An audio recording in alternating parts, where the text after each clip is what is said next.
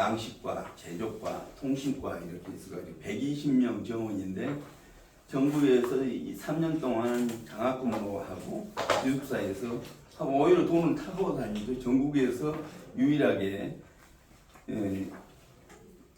강원도 수산고등학교가 한 20개 있었는데 지금까지 남아있는 것은 유일하게 수산고등학교로서 되어 있는 곳인데 완도인데 제가 66년에 완도 수산고등학교 어록과를 1등으로 졸업을 해가지고 선장 면허를 66년에 땄어요. 그래서 4년제 대학이 그 당시 때 부산에 지금 부경대인데 부산 수대하고 해양대학교가 4년제 대학이는데 4년제 대학을 한 거고 66년에 이제 농림부 수산국을 수산청으로 만들었어요. 그때 이제 한일국교정상화가 1965년에 국교정상화가 되고 나서 이제 농림부 수산국을 수산청으로 박정희 대통령이 만들어가지고 일본같이 수산업을 벤치마킹 해가지고 원양업을 해서 달러를 벌어들이겠다. 그래가지고 이제 완도수산고등학교로 졸업을 해서 4년제 대학에 안 가고 저는 그때 고통고시를 봤어요. 9과목을 시험을 봤는데 국어, 영어, 수학, 화학, 물리, 생물, 뭐 수상 과목 3과목 그렇게 해가지고 그때 40점이 과락이고 60점 되는 것 중에서 1등부터 31명을 뽑도록 되어 있었는데 과락에 걸리고 평균에 걸리고 그래가지고 21명이 합격했어요. 21명 합격하는 중에서 제가 3등을 했어요. 그래서 이제 19살에 그때 시험을 쳤는데 그 북악산호 선장이 지금 그때 500톤짜리 북악산호 선장이 그 보통 곳에 합격하는 사람 중에서 선장 면허장을 가지고 있는 사람이 하도록 되어 있는데 그때 고등학교 졸업생들하고 부산수대 해양대학교 같이 봤는데 부산수대 해양대학교 나온 사람이 어렵과 면허장 가는 사람이 하나도 합격을 못했어요. 그래서 제가 19살에 이제 선장을 그때 500짜리 북악산호가 최초였는데 선원이 45명이 있고 선장은 이제 거기에 합격한 사람을 해가지고 19살에 제가 한 1년 동안 그 북악산호 선장을 하고 그 후임으로 이제 와가지고 서울의 수산청에 67년 말에 올라와가지고 주로 원양업을 하는 곳을 지원을 해가지고 제가 우리나라 원양어선이 한 척도 없었는데 1,100척이 5대양 육제비에 나가서 할 수 있도록 하는 그런 지원 업무를 봤었어요. 그래서 제가 한 80개국을 돌아다녔어요. 한 15년 동안 수산청에 있으면서. 그런데 전두환정부 때 제가 해직이 됐어요. 아마 제 부모님 전라도라고 그래가지고 해직되고 나서 35에 우리는 예비고사가 없었는데 중앙대학교 회계학과 이래로 35에 12대 1이었는데 거기로 들어가가지고 중앙대학교에서 학사 석사 박사를 하고 해직되고 나서 1년 후에 지금 해양교통안전관리공단이라는 것을 수산청에서 만들었는데 거기에 이제 지원으로 있으면서 중앙대학교에서 학사 석사 박사를 해가지고 90년에 전주대학교로 가서 15년 동안 전주대학교 경상대에 근무하다가 2004년에 중앙대학교를 다시 와가지고 창업대학을 만들어서 거기서 이제 한 15년 전에 정년을 했어요. 그런 이제 경력을 가지고 있기 때문에 제가 공무원 생활을 15년 하고 공기업에 10년, 25년 동안 그쪽에 있으면서 교수를 했기 때문에 제가 학회에 우리나라 행정학회, 정치학회, 무슨 교육학회 이런 큰 학회는 다 가입을 해가지고 한 75개 학회에 지금 가입이 돼 있어서 요즘 인공지능에 관련되어 있는 이것을 금요일, 토요일 계속 여기저기 가서 정치학회도 발표하고 어제도 경영학회, 서울대학교에서 지난주에 행정대학원에서 2시간 특강을 했어요. 주요한 내용들을. 그래서 이제 그런 내용을 가지고 있기 때문에 저는 경영학을 한 사람으로 중앙대 창업대학이 또 이런 창업이나 벤처나 새로운 것을 하는 것이기 때문에 나는 이렇게 공무원 생활 15년, 공기업에 10년, 교수 생활 한 25년 그렇게 해가지고 정년한 지금 79세인데 지금 주말마다 지금 이와 관련되어 있는 것을 지금 발표를 하고 있어요. 그래서 이제 오늘 하고자 하는 얘기는 굉장히 지금 빠른 속도로 변해가고 있어요. 제가 제일 변하지 않는 것이 정치권, 그리고 공무원들, 그리고 학교국 같아요. 기업이나 다른 사회는 엄청 빠르게 속도가 있게 나가는데 제일 안 되는 것이 정치권. 그 다음에 우리 상권 분립이 돼 있다 하지만은 행정부, 입법부, 사법부 그와 관련되어 있는 공무원들은 정부가 제대로 혁신을 안 하면 공무원들은 제일 편한 것들이 공무원이거든. 저도 공무원을 해봤기 때문에 지금 인공지능이 이런 빠른 시대에 얘기하고 있는데 정치권이 저러니까 행정부의 장차관이 그러니까 제일 편한 것이 공무원인 것 같고 거기에 더불어서 제일 또 안 변하는 것이 대학인 것 같아요. 대학이고 대학의 학회도 전혀 이 시대에 맞지 않게끔 하고 있다. 그런 걸 전제로 해서 어디로 어떻게 빨리 나가?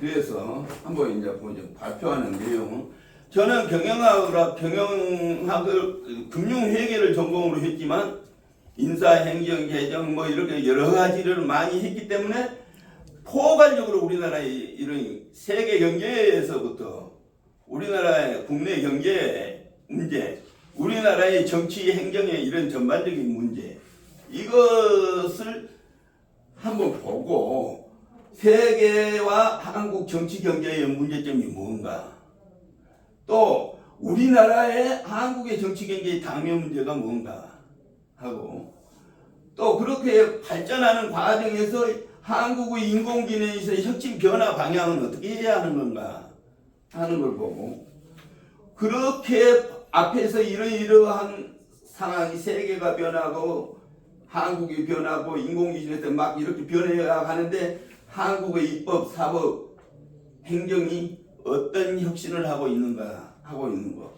또 인공지능 시대에 그러면 제일 빠르게 변해야 하는 것이 정치가 변하든 안 변하든 세계 경제에 의해서 먹고 살게 해준 것은 기업이기 때문에 기업이 이게 경영 환경에 어떻게 혁신을 하고 변해야 하는가 정치와 상관없이 그리고 또 오늘 얘기를 하는데 인공지능 시대에 아까 전자정부에서부터 여러 가지 뭐 많이 발전했는데 인공지능 시대의 첨단이 챗GPT인데 여러분들은 챗GPT를 알고 있는가? 오늘 내가 챗GPT 나온 지가 지금 3년이 가까워 돼 있는데 제대로 활용을 하는 사람들이 전혀 없어요. 그래서 오늘 또 여러분들은 어떻게 활용하고 있는가 하는 걸 한번 살펴보겠어요.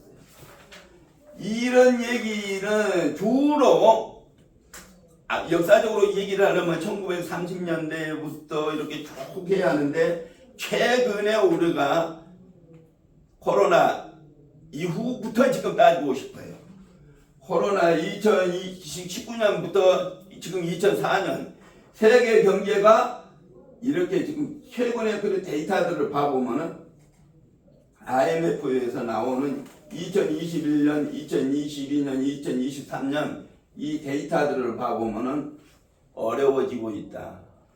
중진국이나 선진국이나 개발도상국이 다 어려워지고 있다.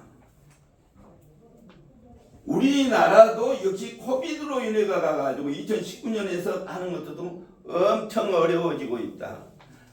아니 이건 세계적으로 어려워지고 있다. 그리고 여러분들 물가 올라가는 거 봐보세요. 달러 환율하고 물가 올라가는 거 이거 봐보세요. 미국만 아니지 전 세계가 지금 전쟁이 어려워지고 있다. 현재 한국 경제의 문제점. 한국 경제 미국, 유로, 일본, 중국, 인도, 세계 이렇게 하는데 한국은 더 어렵다. 한국이 왜냐? 힘이 없기 때문에 자원도 없고 그런 데다가 수출해 가가지고 먹고 살아야 하는데 한국이 동북아에서 우리가 완전히 왕따 당하고 있다. 일본한테도 왕따 당해가고 있다. 미국, 일본 믿지만 믿을 놈 하나도 없다. 이북, 러시아, 중국 완전히 왕따니. 이북과 중국과 러시아는 뭉쳐져 가지고 있는데 일본마저도 우리나라를 왕따시키고 있는 역사적으로 이렇게 하는데 우리나라는 어떻게 국민들이 더 단결해야 하는데 통서로 딱 나눠져 가지고 이념으로 이렇게 해가 가지고 하고 있고 학교고 정치고 기업이고 입법 사고 엉망진창이다. 이게 우리나라의 IMD에서 우리나라 국가 경쟁력을 평가를 하는 걸 봐보면은 이게 경제 성과나 정부 효율성이나 기업 효율성이나 인프라가 전혀 우리나라 평가가 제대로 받고 있지를 못하거든. 잘 못하고 있다는 거죠. 한마디로. 세계 주요 경제 성장률 전망에서도 미국, 유로, 일본, 중국, 인도, 세계 이런데 한국은 완전히 더 어렵다. 뭉쳐도 안 되는데 한국 사회 발전까지 쭉 한번 봐보세요. 코로나 이후에 이렇게 쑥 들어가는데 다른 나라는 빨리 회복하는데 그렇게 하고 있지 않고 있다. 한국 경제가 그렇게 하고 있다. 코로나 이후에 중진국은 막 회복이 빠르는데 우리나라는 안 되고 있다. 이건 문제이자 한국의 정치 경제의 당위 길게 안 가고 문재인 정부 윤석열 정부만 하더라도 봐봐요. 지속적으로 경제가 3, 4%, 8, 9% 세계 경제는 8, 9% 성장하던 것이 IMF 만든 이후로 3% 이후로 해가지고는 3%가 아니라 지금 1% 마이너스 성장하고 있다.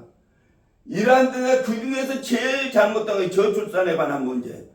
저출산에 관한 15년 동안 285조를 들어보는데도 저출산에 우리가 100만 명, 110만 명씩 낳았던 것이 지금 60만 명, 45만 명, 지금 작년에 24만 7점, 0.72, 올해 0.6으로 떨어질 것이다. 한 명도 아니 0.6으로는.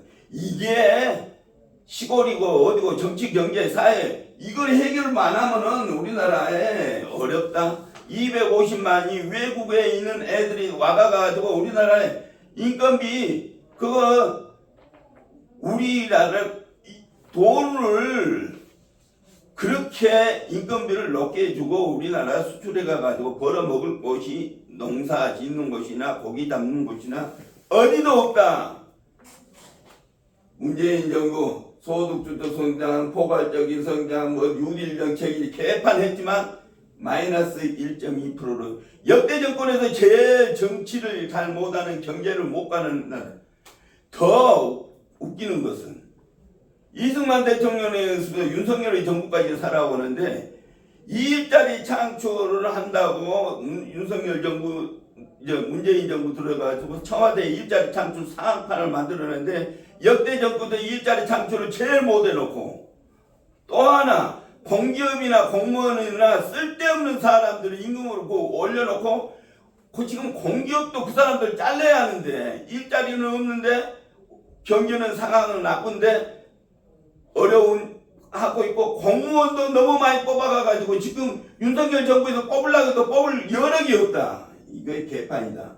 또 하나 우리나라의 정치가 경제를 아니 문재인 정부에서 아무것도 없고 데모만 하던 놈들이 같이 옛날에 근무를 했다고 우리가 가지고 청와대에 들어가면은 이놈들 집도 없던 놈들이 20억, 30억 대출 받아가지고 그 20억, 30억 된 것이 40억, 60억이 되는 것이 공보실장하고 비서실장하고 건설부 장관하고 28번의 부동산 정책을 했는데 거기 있는 놈들만 다 부자 되고 서민들은 저 어렵게 만들어져 갖고 그 후유증이 그렇다. 한국의 회계 투명성 2018년에 63국에서 63이 제일 꼴찌. 2023년 지금 우리나라 세계 경제 성장률로 봐보면 우리가 한 7위에서 10위권 사이인데 회계 투명성이 세계에서 제일 나쁜 나라. OECD부터 제일 꼴찌. 또 우리나라 대통령이 노무현, 이명박, 박근혜, 문재인, 윤석열 정부도 이거 조사해보면은 감옥에 갈 사람들이 지금 조사해보면은 다 나온다. 선배님 죄송한데요. 저희가 2시 50분에 마쳐야 되는데. 예, 알았어요. 예. 아는 게 아니라 지금 11페이지 가셨는데 전체.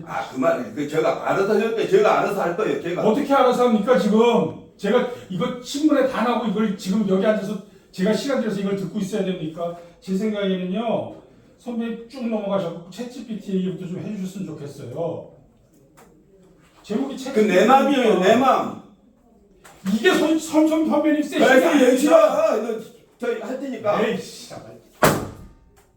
이건 내 학회입니다. 선배님 처음부터 만들었어요.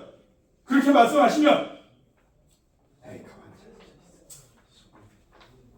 시간을 조절해 주시고. 예, 알았어요. 예, 우리가 그 다 아는 얘기들은 넘어가시고 하시고 싶은 가장. 아이씨 참 개떡 같은 놈을 학교 와가지고 오늘 내가 아주 이거 빨리 넘어가는 거 어디로?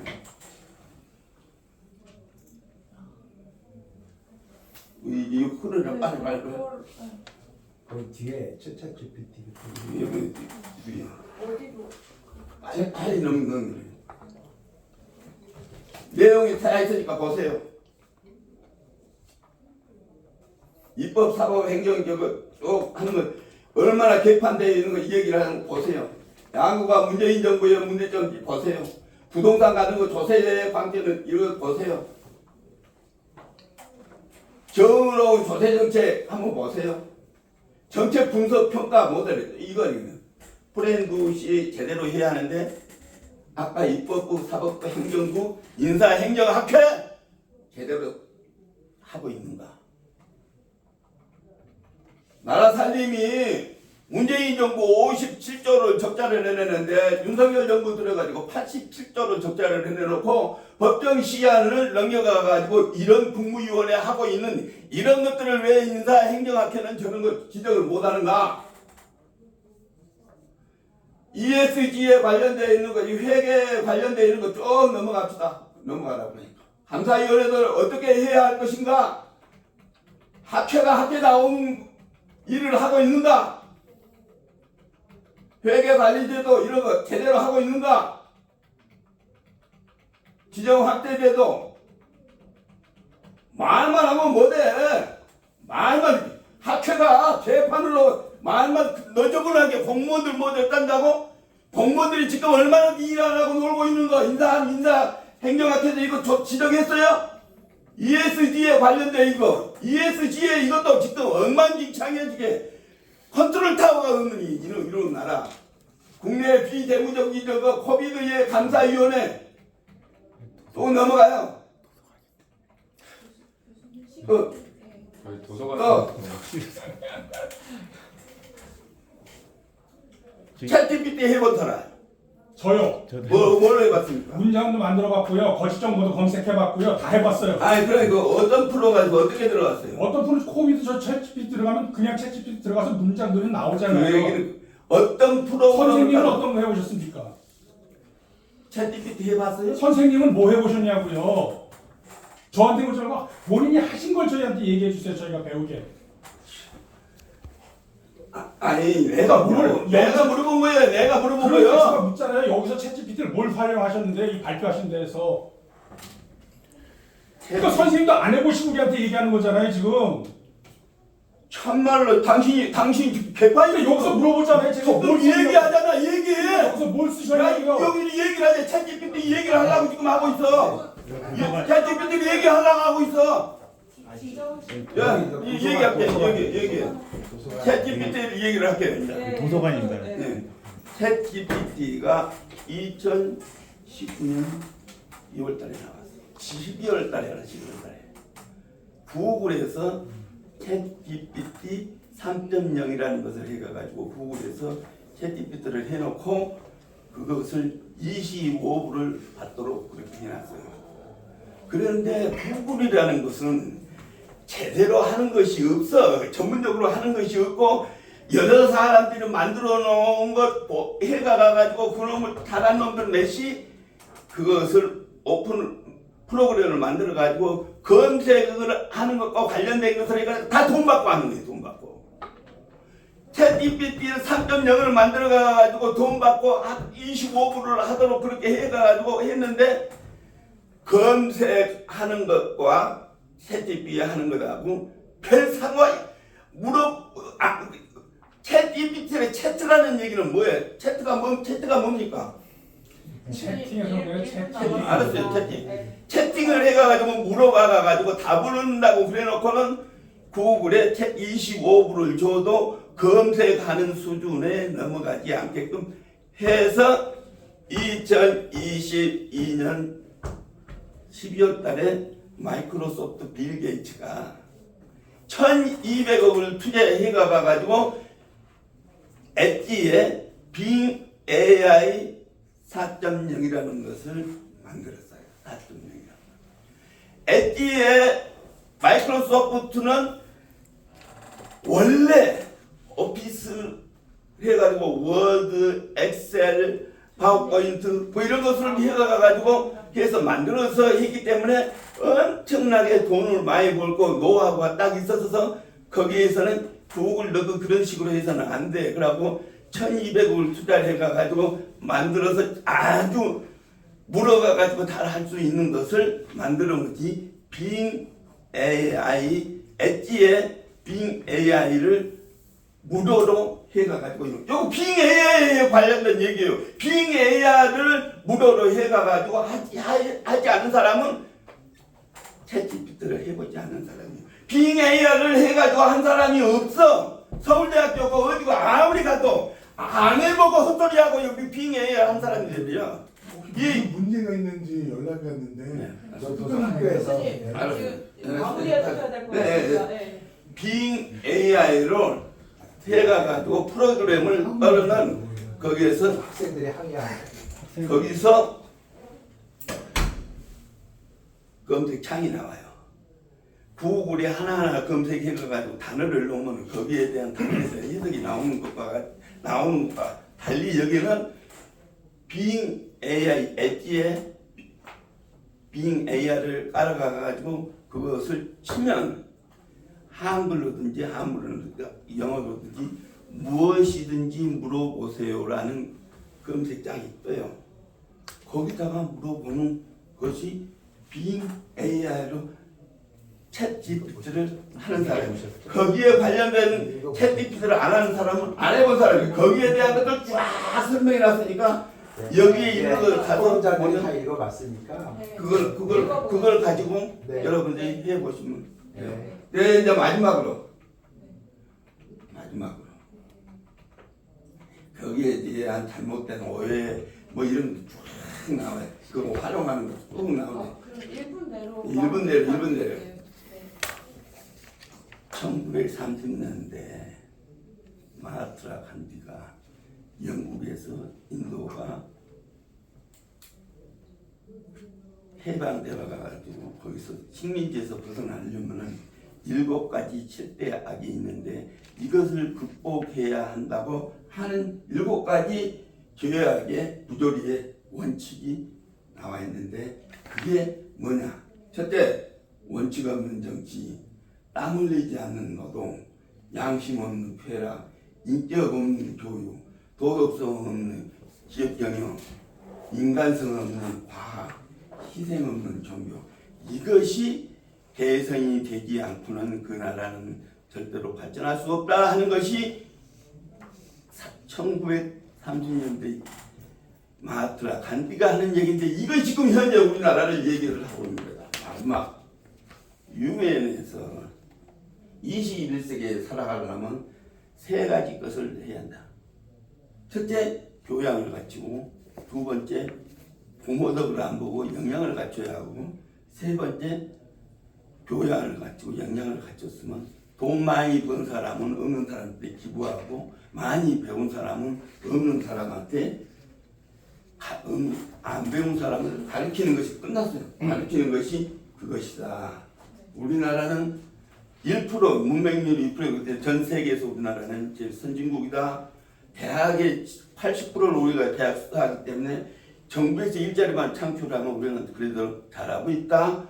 교양을 갖추고 일자리를 창출을 부모도 안 보고 살 수 있는 능력을 갖췄다면 많이 배운 사람은 안 배운 사람을 가르치고 없는 사람은 있는 사람을 도와주는 노블리스 물질을 실천을 해야 하는데 이게 제대로 되어 있느냐? 우리나라에 지금 문재인 정부에서 노블리스 물질에 대한 대표적으로 거론하고 싶은 것이 서울대학교 조국은 법과대학을 나와가지고 법과대학 교수를 하면서 법무부 장관까지 했어요. 네, 지금 마무리요 지금. 그러고 그 집 아내는 서울대학교 영문과를 나와가지고 동양대학교 교수를 하면서 지금 아들 딸을 지금 능력으로 취업 못하고 이력서를 고치고 못하고 그래가지고 아내는 지금 감옥에 가 있고 그런 사람이 지금 1심 2심에 헌법자가 국회의원이 되겠다고 지금 하고 있는 이런 나라가 정상적이냐 하는 그런 저 발표를 마치겠습니다. 감사합니다. 발표고요. 발표 시간 지금 20분 정도 남아서 한 분당 한 7분 정도만 해주시고 그다음에 같이 얘기하는 시간 좀 준비로 드리겠습니다. 저도 뭐 여기